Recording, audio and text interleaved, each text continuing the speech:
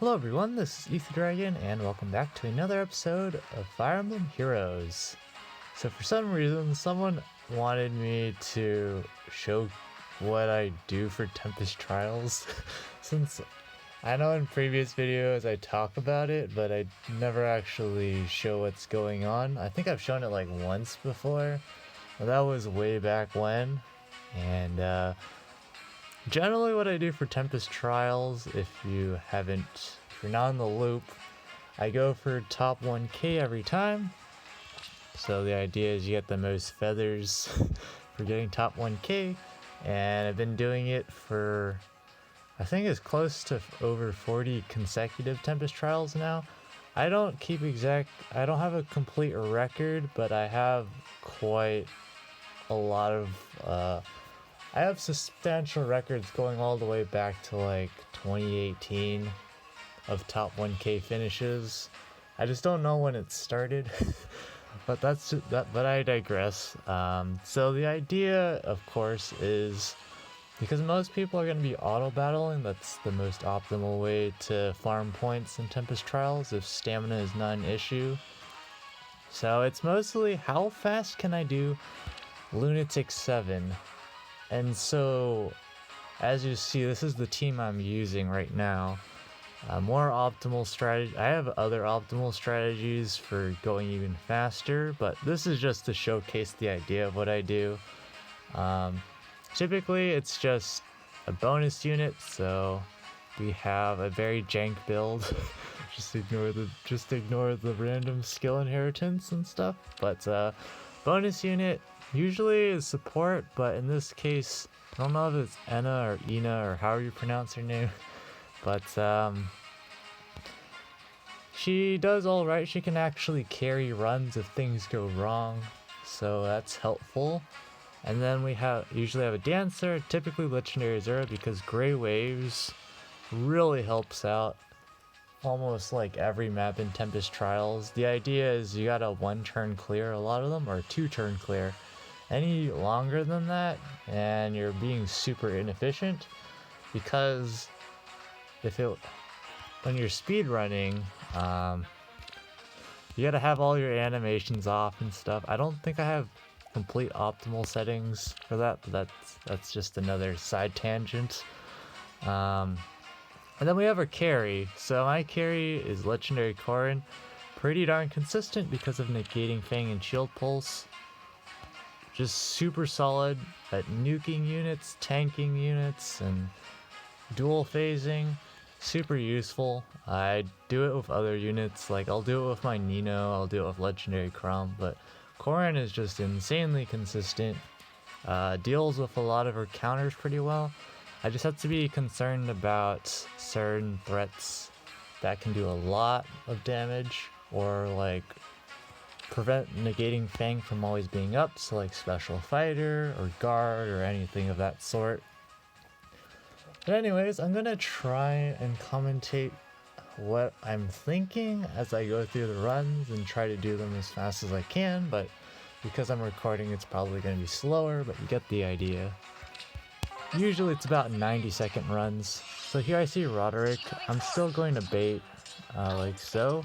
There's also a bit of lag from the recording, feels bad, but it's gonna be a little slower. Loading times in between maps is a real killer. We're just gonna attack Tiki, hit and turn, should take them all out. There's no rallies. The biggest time killer is enemies using their assists or not being able to 1-turn kill. So it's just a bunch of end turning with Corrin most of the time.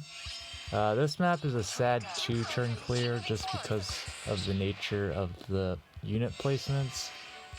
We're gonna just attack with Ina here to be safe, because we don't need to necessarily get Legendary Zera murdered. I'm actually mistapped there, meant to also bait Nyla, but it's fine. The whole idea is you just need to be relatively consistent on speed, and you're chilling. So, I'm not actually commentating on what I'm thinking, it's too fast. I'm gonna use my usual bait spot here. This is usually a 2 or 3 turn clear, depending on few units here. Oh, mistap, did not drag corn there. So there's that run. We're gonna go into the next one. Just do a couple of these just to give you guys the idea of what I do. Probably already get the idea, but that was a mistake on my part. On input, a lot of input errors today. Another input error. Gosh dang, so many errors. We're gonna use the Zera because we can. That's always an auto kill. Here, the only thing I need to check is to make sure panic is not a thing.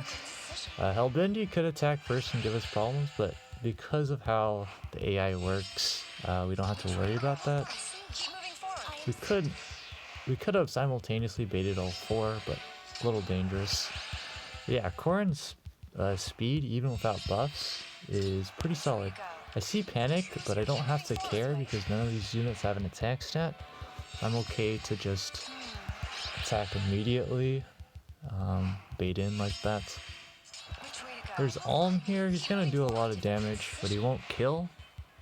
That's the only thing that matters here. I'm gonna double attack Ina because we can, and this looks like a pretty solid last map. Sometimes the last map has some really bad units.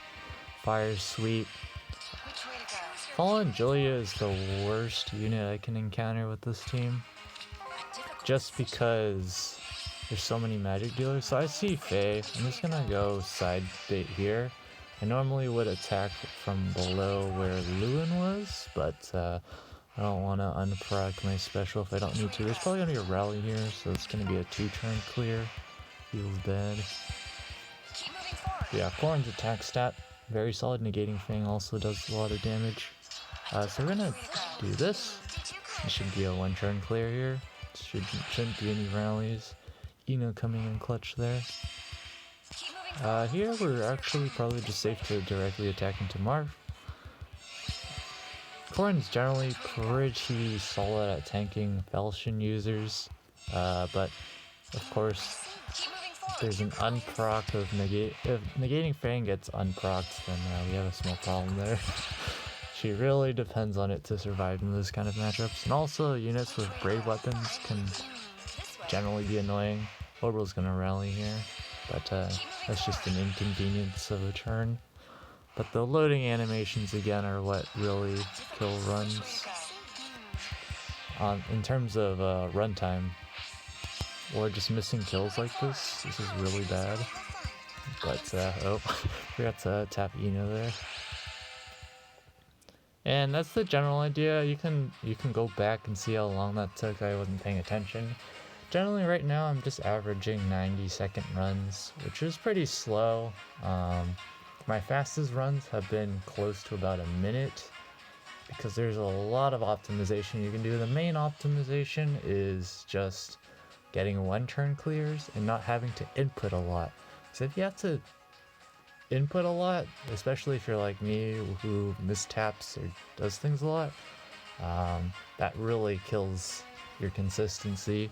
So generally I just go for one or 2-turn clears. 2-turn clears are generally reasonable for most Tempest trials. Sometimes it has to be 3 though, but it doesn't really matter. At the end of the day, under 2-minute runs, pretty solid in general.